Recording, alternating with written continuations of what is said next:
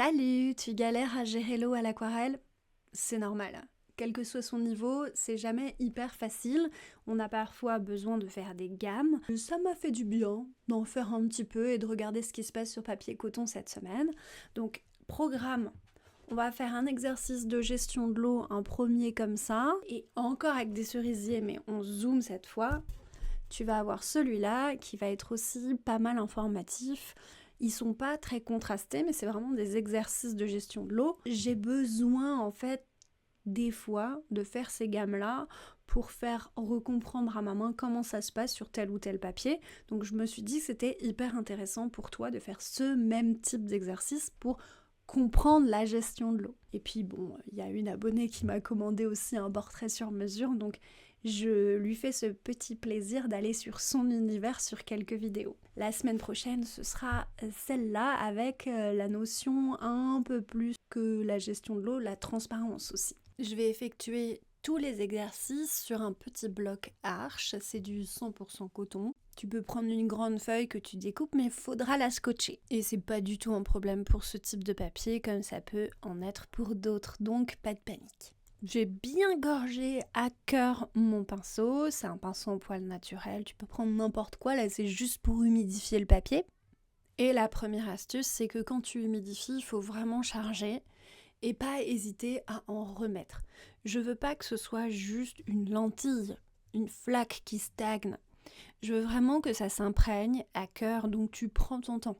Regarde, j'ai passé 1 minute, même plus, à humidifier mon papier et je suis repassée un petit peu dessus. Alors sans frotter, je veux pas l'abîmer et je veux pas soulever l'encollage, je veux juste ouvrir ses fibres. Et il faut vraiment pour ça que ça ait eu le temps de s'imprégner. Donc je repasse et je remets de l'eau s'il faut et j'uniformise la couche d'eau pour pas que ça fasse des choses de manière inégale sur le papier quand je vais disposer et que j'aille à gauche et que je fasse un truc et que ça fasse pas la même chose à droite. Tu vois, le séchage est toujours pas forcément uniforme, mais quand même. Tu vas t'apercevoir que dans cette quantité d'eau, peu importe ce que tu mets comme consistance, tu vas finir avec quelque chose qui va fuser énormément. Évidemment, si je sors du tube une toute petite quantité de crémeux, je vais pas avoir exactement la même chose. Je vais avoir des pigments qui restent en place dans le papier, mais très globalement, plus je mets d'eau et plus ça fuse en général. Et là, le fait qu'il y en ait énormément sur le papier, ça fait à peu près tout fuser. Et donc tout ce que je vais poser ici va quand même être relativement clair. Ça, il faut bien le comprendre, je vais devoir passer plusieurs fois si je veux un background foncé et mettre du crémeux et revenir dessus. C'est bien que je me rende compte que je fais ça une première fois, c'est bien clair, je peux patiner dedans, vraiment je peux dessiner et faire ce que je veux comme forme. Il y a peu de choses qui vont rester à ce stade. Si ça reste et que ça commence déjà à sécher sur un papier coton, c'est vraiment que tu n'as pas mis assez d'eau à la base. Si tu veux des zones blanches, tu passes comme moi avec un sopalin, vraiment, vraiment, vraiment vierge, tu vois, et tu appuies dessus pour totalement stopper l'eau. Attention parce que ça risque de faire des bords nets. Dans le cas d'un arbre, ce qu'on veut faire un cerisier, c'est très bien, puisque ça va totalement arrêter l'eau, et tu vas avoir comme ça des endroits où tu peux dégager des points de lumière très très très définis. Ok, j'ai attendu 1 minute environ, et je vais recommencer. Pourquoi j'attends ? Parce que on est au même stade du cycle de l'eau, dans le même intervalle de temps, d'accord ? Faut bien attendre un petit peu si tu veux avoir un effet différent, n'est-ce pas ? Donc là, je suis à un moment du cycle de l'eau qui est légèrement différent, puisque au lieu d'être sur une lentille, je vais sur un miroir, quelque chose qui brille beaucoup, et je vais aussi beaucoup diffuser, mais tu vas voir que ça marque un petit peu plus à ce moment-là.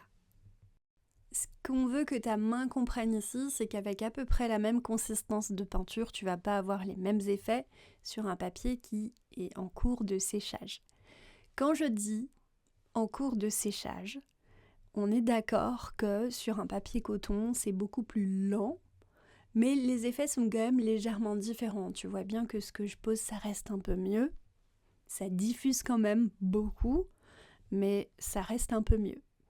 Si tu vas à la page 89, si tu as le petit précis de l'aquarelle, tu as l'horloge que je t'ai mis qui permet de comprendre un petit peu mieux les interactions entre ce que tu poses, la consistance de la peinture et l'état du papier. Tu as à droite l'état du papier qui est lentille d'abord, ça bouge pas, miroir, très très très très brillant et vraiment humide à cœur. Et ensuite tu as brillant. Et plus tu avances, et plus on est vers le juste brillant puis mi-mat. Sur un papier coton, ça prend plus de temps que sur un papier cellulose, de passer d'un état à l'autre. Ça sèche moins vite. Donc ça, c'est super important pour ta pratique parce que tu vas passer d'un état à l'autre beaucoup moins rapidement, premièrement. Et deuxièmement, plus tu l'alimentes, c'est-à-dire plus tu remets comme ça des petites choses roses dessus, et plus ça va rester dans cet état parce que tu vas alimenter le cycle de l'eau, ça va pas continuer à sécher, tu as remis une pièce dans la machine, tu as remis de l'eau et donc ça va rester dans cet état-là. Si tu veux passer à d'autres effets, il va falloir que tu attendes que ton papier sèche ou il va falloir que tu mettes vraiment beaucoup plus de matière. Là où c'est difficile pour un débutant, c'est qu'il a du mal à distinguer les différents états entre pâteux, crémeux, liquide, jus de la peinture. Et en fait, il y a encore plus de subtilité que ça, donc tu peux être un peu perdu, ne pas arriver à reproduire les choses. Donc essaye de ranger dans ta tête d'abord, parce que c'est un peu complexe et t'as pas besoin de regarder l'horloge pour fonctionner, je te rassure. C'est juste un moyen de comprendre comment ça fonctionne. Il faut que tu fasses comprendre à ta main les choses qui se passent. Notre objectif ici, c'est que ce que t'es posé en premier fasse un espèce de fond qui n'est pas uni, puisqu'on ne veut pas un truc uniforme, on veut évoquer des fleurs qui sont vraiment de très loin derrière, très floues. Et plus tu vas poser de choses, plus le papier va sécher. Le papier, tu l'alimentes, donc il va vraiment sécher très doucement. T'attends un petit peu et tu recommences avec la même consistance de peinture. Plus t'attends, plus quand tu poses la même consistance, ça va rester. Et c'est ça que je veux que ta main comprenne bien. Si dans un cycle de l'eau, tu as bien compris ce truc-là et que tu l'as bien fait rentrer dans ta main, déjà on a atteint l'objectif pour cet exercice.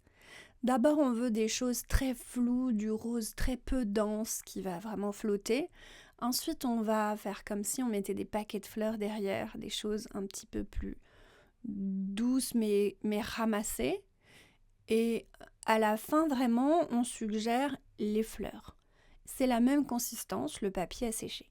Ok ? Si tu as 3 façon de se répartir et se diffuser dans ta feuille, dans ta chose là que tu es en train de faire, tu as réussi l'exercice et tu as gagné de faire comprendre un truc un peu mieux à ta main. Même si de manière logique tu l'as compris, hyper important de faire l'exercice en vrai, parce que c'est un vrai exercice de compétences physiques.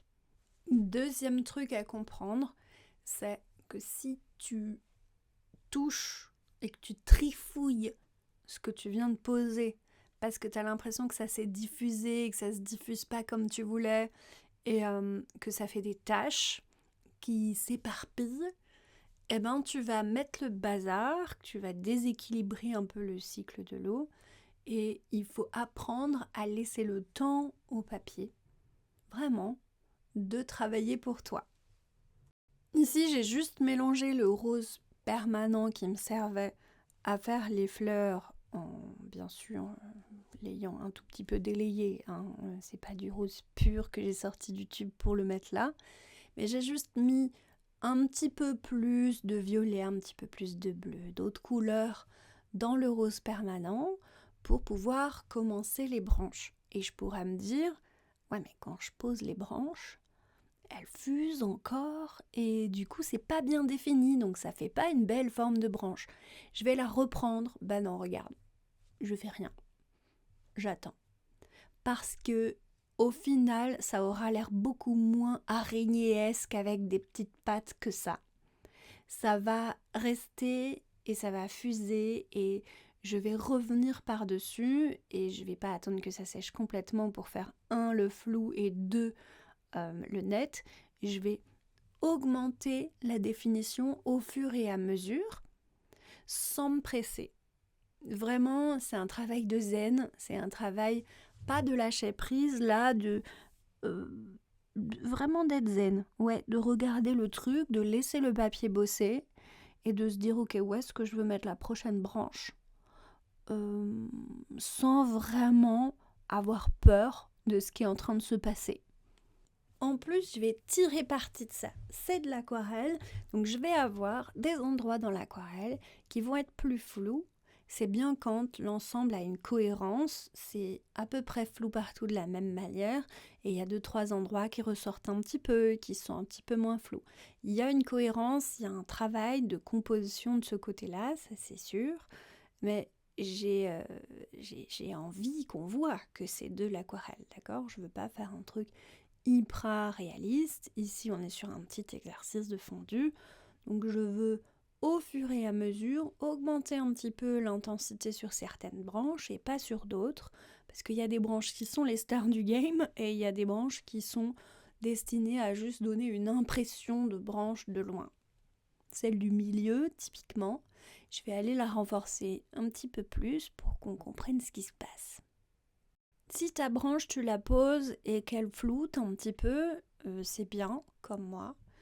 Si tu la poses et qu'elle se met à vraiment faire nimp, aller dans tous les sens, là, peut-être qu'il y a un petit peu d'eau, trop d'eau dans ce que tu mets.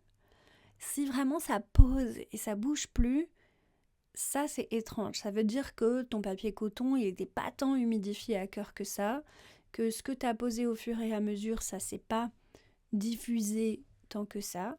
Et donc, il faut que tu charges plus ton papier en début de travail et ou que tu charges plus sur les premières couches de rose. En tout cas, ce qu'il ne faut pas faire, c'est essayer de corriger ce qui est en train de partir dans tous les sens. Tu vas t'appuyer dessus, tu sais que ça va vraiment, vraiment beaucoup désaturer, tu vas perdre énormément en intensité dans ces moments-là où c'est en train de se fondre et d'aller partout. C'est en général que du coup ça va éclaircir, donc tu laisses. L'erreur vraiment, c'est de se dire ce que j'ai posé, je vais essayer de tu vois, je le triture, je l'emmène, je fais comme si c'était de la gouache, je travaille dans la matière, non, je travaille dans l'eau.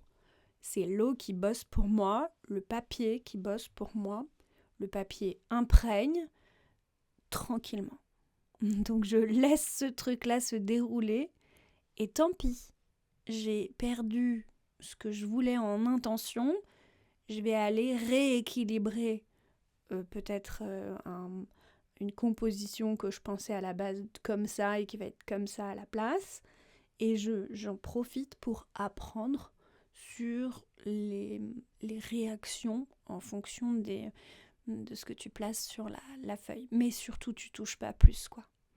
Là, ça fait environ un quart d'heure que je travaille. On est toujours autant en humidité. On n'est plus du tout en miroir, on est en brillant. Ça, c'est sûr. Ouais, je te montre sur le côté, c'est vraiment brillant. Et sur certains endroits, on pourrait être en mi-mat. C'est un endroit, un moment qui est parfait pour aller faire des choses un peu plus petites et préciser des choses. Donc je vais prendre beaucoup plus de matière dans mon pinceau, même si c'est un petit pinceau, beaucoup moins d'eau, et je vais aller coller ce qui signifie le milieu des fleurs de cerisier. La peinture n'est pas plus mélangée que ça, hein. J'ai toujours pris du rose permanent. Par ailleurs, je vais faire des incursions de blanc dans le papier, dans le flou. Avec mon petit pinceau, je mets des gouttes d'eau qui sont vraiment juste des petites gouttes et je les laisse. Tu vois à quel point juste je les pose et je laisse le truc faire ? Voilà, pareil. C'est bien que tu essayes de trouver le moment, de sentir le moment où tu peux réussir à faire ça. Et j'ai laissé passer énormément de temps, hein, parce que j'ai réalimenté la flaque en y posant des choses floutées, nanana. Je te laisse faire autant de petits points blancs et de petits points roses que nécessaire. Ce qui est intéressant, c'est ce truc-là. Si tu as cette partie-là aussi réussie de l'exercice, t'as fini quoi. Après, je te montre comment on fait sur sec, mais en gros, je veux que tu aies les 3 stades de rose possibles sur un même dessin. Et tu as réussi le premier. Si tu comprends qu'il ne faut pas plus que ça travailler dans ces stades-là, la peinture, pas la traîner avec un pinceau, parce que tu es à l'aquarelle, tu as le deuxième concept qui est bien intégré. Et donc le dernier, c'est en fin de travail, tu peux remettre un petit peu de blanc, ça va s'écarter joliment. Et en fait, la méthode, le mécanisme qui est en jeu, c'est que ça va te permettre de réouvrir des blancs très facilement. Juste tu mets une goutte et ça repousse le pigment qui n'est pas encore vraiment intégré au fond du papier. Quand il n'est pas complètement intégré sur un papier coton, tu peux l'enlever. Et si ça marche pas, c'est que c'est trop tard. C'est trop tard. Le rose, il s'est mis dans les fibres du papier. Et sur du papier coton, c'est mort. Tu t'arrêtes là, tu vas pas pouvoir aller plus loin. Si tu t'aperçois que ça coule quand même un petit peu trop, t'en as rajouté vraiment beaucoup, tu peux faire ce que je fais. Tu repasses avec un sopalin sur 2-3 endroits. Comme ça, tu vas retirer un petit peu de blanc et tu vas te faire un petit peu moins de problèmes si jamais c'était vraiment en train de partir dans tous les sens. C'est mieux d'avoir ce problème. Si ça continue à partir dans tous les sens, tu sais que tu vas pouvoir éclaircir avec de l'eau plus tard et tu sais que tu vas pouvoir foncer en remettant de la peinture plus consistante, peut-être tout de suite ou un peu plus tard. Donc t'as pas de problème. Il n'y a pas de trop d'eau à ce moment-là. Tu as juste à attendre. Et c'est un petit jeu de patience. Tu regardes le papier, je te regarde et t'attends. Quand tu peux faire des petites choses comme ça et que ça reste un petit peu mieux, tu mets un peu de crémeux dans du mi-mat, ça reste. C'est que t'es en mi-mat. T'es en mi-mat parce que ça brille encore un petit peu, tu vois, mais on est très humide à cœur encore. Mais tu sens que la brillance, elle commence à disparaître. C'est un bon moment là pour reprendre des blancs ou remettre des petits bouts de crémeux qui vont fuser joliment et rester en place. Et je vais avoir une vraie évocation de ces fleurs à ce moment-là. C'est vraiment pas embêtant si tu sais pas reconnaître exactement du papier entre mi-mat et mat frais et tout, on se calme. Je veux juste que tu comprennes toi et que ta main comprenne vraiment pourquoi ça met le bazar. C'est parce que c'est trop humide et tu as mis du jus dans du brillant, donc ça part dans tous les sens. Si tu mets du crémeux dans du brillant, ça reste un peu plus, mais ça part encore un peu. Et tu vois, je veux dire, c'est vraiment une mécanique à comprendre. Après, savoir si tu es dans l'état 1, 2 ou 12, ça va aller, hein, on se calme. Mais si tu mets du crémeux dans du brillant, ça va quand même plus s'étaler que si tu mets du crémeux dans du mat sec. Tu vois, si ça brille plus et que c'est un peu sec à cœur, presque totalement sec, évidemment le crémeux il va pas faire le même effet, tu vois, il va quand même beaucoup moins se diffuser. Ok, c'est la fin de celui-là, le premier exercice. Il s'est passé dans la réalité une vingtaine, vraiment des grosses 20 minutes. Et ce que je vais faire à la fin, c'est utiliser mon papier qui est mat frais, mat sec, pour faire des détails un petit peu plus intéressants. Je vais les faire surtout au milieu parce que je veux qu'on ait comme une espèce de focale sur des petites fleurs au milieu, qu'on puisse comprendre ce qu'on regarde. Et je vais m'arrêter là. On peut le faire sur presque toutes les fleurs, mais alors ça va nous prendre un temps fou. Je vais juste le faire un peu au milieu et ça me suffira pour déterminer un groupe de fleurs. et pour préciser un peu plus la branche. Donc je vais avoir une partie de branche au milieu plus détaillée et celle du début à gauche, je vais la laisser et elle va être floue et ça me convient. Donc le truc que tu as à savoir toi, c'est que on est à peu près au même rythme, on est en x100, c'est-à-dire x1, vitesse 1 partout, sauf où je t'ai mis que j'accélère en x4 et c'est vraiment pour une toute petite période de temps. Là j'accélère pour la fin et tu vas voir, ça va pas me prendre plus de 10 minutes pour terminer ce truc-là en juste prenant quelques détails. Mais c'est 10 minutes sur un quart du huitième de la page. C'est parce que je suis sur sec et que je suis sur très petit avec un petit pinceau. Plus tu prends des gros pinceaux, que tu fais des gros trucs, moins ça prend de temps. Voilà. C'est pas difficile en soi. Si tu as une photo de fleurs de cerisier devant toi, tu reproduis à peu près grossièrement une forme ou deux de fleurs, une sur le côté, une devant. Je vais pas aller dans le gros détail là, puisque sinon il y aurait trop de différence entre du pas flou du tout et du flou. C'est l'esprit de cohérence dont je te parlais tout à l'heure. J'ai juste essayé de trouver une zone ou deux un petit peu plus claire ou foncée de la fleur et où je vais juste déterminer un peu plus son contour en faisant, tu sais, le contour avant de faire la fleur en fait. Du coup, je fais un tout petit peu plus foncé autour, on voit mieux que c'est une fleur et ça me suffit.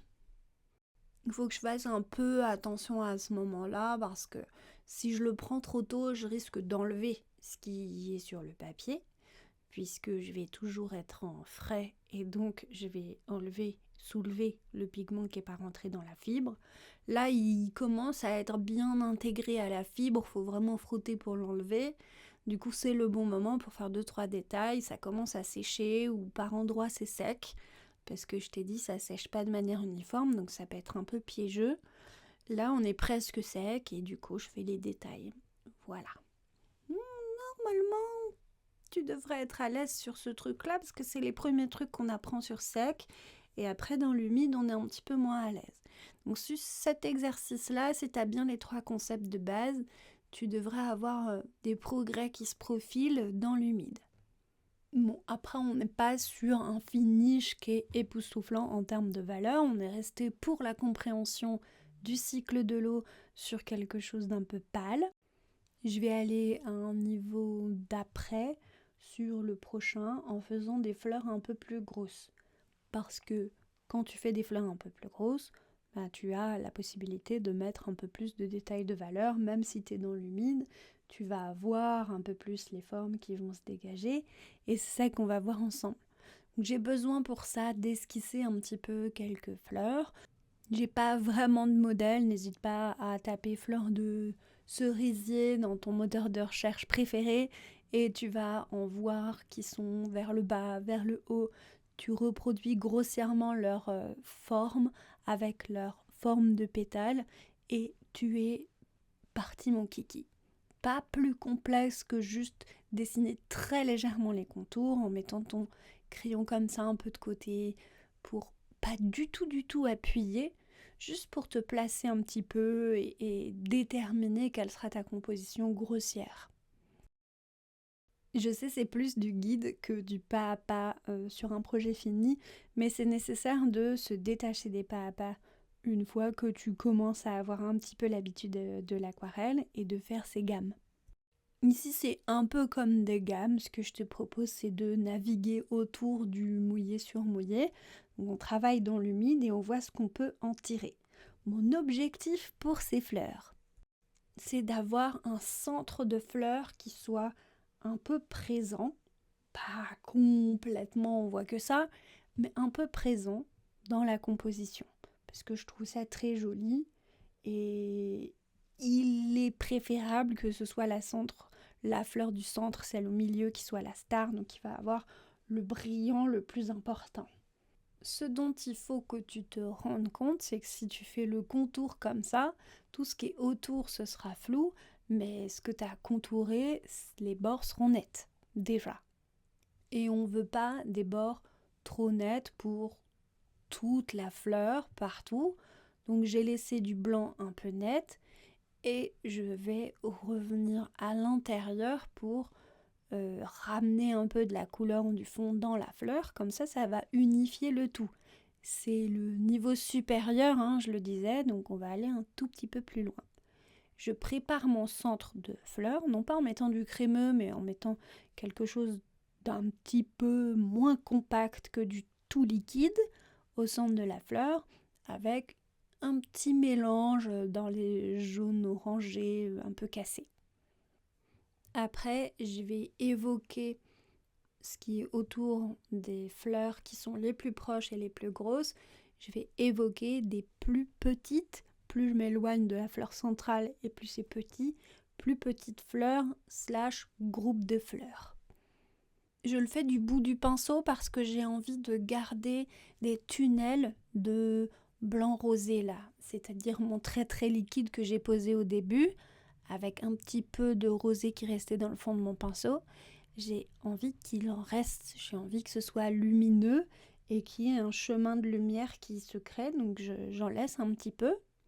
Et je mets dans ce fond, encore une fois, le même mélange un petit peu cassé, donc on n'est plus vraiment que sur du rose, je le disais. Je vais monter d'un level, d'un niveau, en mettant un peu de vert pour évoquer des feuilles. On évoque dans l'humide, on évoque. Un petit peu de jaune et de bleu pour casser le rose qui vont faire finalement un grisé violet pour les branches. Et je vais m'en servir pour faire ressortir les fleurs, puisque je veux quand même qu'on distingue leur forme, même si leurs bords peuvent rester floutés. C'est un peu l'intérêt de l'exercice là, hein. Si tu veux réussir ça, il faut que tu paniques pas quand ça part en flouté n'importe comment. C'est qu'il y avait, certes un peu trop d'eau, mais comme ça va être clair, faut pas trop t'inquiéter. Et que tu saches que, oui, ça va effectivement éclaircir en séchant, mais que tu vas repasser dessus. Il y a des endroits où je vais et c'est sec déjà, parce que c'était pas mouillé uniformément. Je les laisse, puisque je peux plus rien en faire à ce stade. Et ça va évoquer des trucs dans le fond, mais je les laisse éclaircir et je m'en occupe plus. La branche, je repasse dessus, en revanche, parce qu'elle est toujours pas assez foncée à mon goût. Donc je repasse dessus et je me retire, je laisse, je reviens en observation pour voir où ça en est.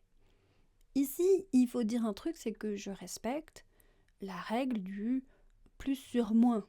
Je mets de plus en plus de matière jusqu'à ce que ce soit sec, de moins en moins d'eau par rapport à ce que j'avais mis avant, pour pas que ça continue à alimenter le cycle et pour que j'aille du flou à un petit peu moins flou.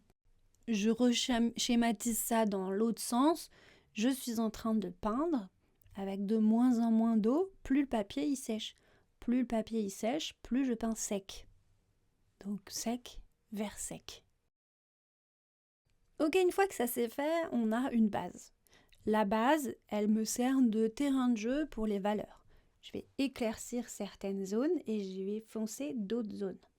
Éclaircir pour préciser un petit peu la forme de mes fleurs, particulièrement les plus grosses, et foncer pour leur donner du relief. Quand tu as une fleur qui n'a pas de relief, qui est plate, c'est parce que souvent, elle manque d'une différence entre les valeurs. J'ai pas une valeur claire, une valeur moyenne, une valeur foncée, au moins pour un même objet. Et ça la rend plate. Donc la technique, précisément, pour pouvoir y arriver, c'est de rajouter de l'eau.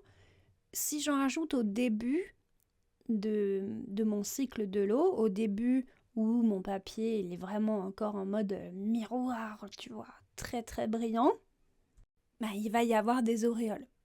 Là, tu me vois qui frotte, c'est parce que j'en suis au stade mat frais. Mon papier brille plus, il est encore humide à cœur, ce qui fait que quand le pigment est en train de se fixer au papier mais qu'il n'est pas encore bien au fond des fibres, il est ravivé par de l'eau, il est soulevé par l'eau que tu lui présentes. Des fois, il faut frotter parce qu'il a commencé à s'imprégner à l'intérieur et avec le coton, c'est cuit une fois qu'il est vraiment dedans. Et du coup, tu as besoin de frottouiller un petit peu pour aider l'eau à remonter le pigment. Et là, tu sais que tu es vraiment presque sec, mais en général, ça marche sur coton en toute fin de séchage. Donc ce truc-là, à faire à la fin, éclaircir pour repréciser des lumières. Une fois que ça s'est fait, on va foncer. Donc foncer, c'est soit sur sec, comme sur la branche là, ce que j'ai posé c'est sur sec, on n'a plus du tout de fusion. Et dans ce cas-là, il faut être un petit peu... faut y aller tranquille, parce que si tu fais trop de sursec comme ça va jurer avec ce qui est flou. Je prends mon mélange de la fleur, la originale, que j'ai violetisée un petit peu, et je lui fais des ombres en fait. Et j'en fais autour et un peu à l'intérieur, en essayant de ne pas brouiller trop sa forme.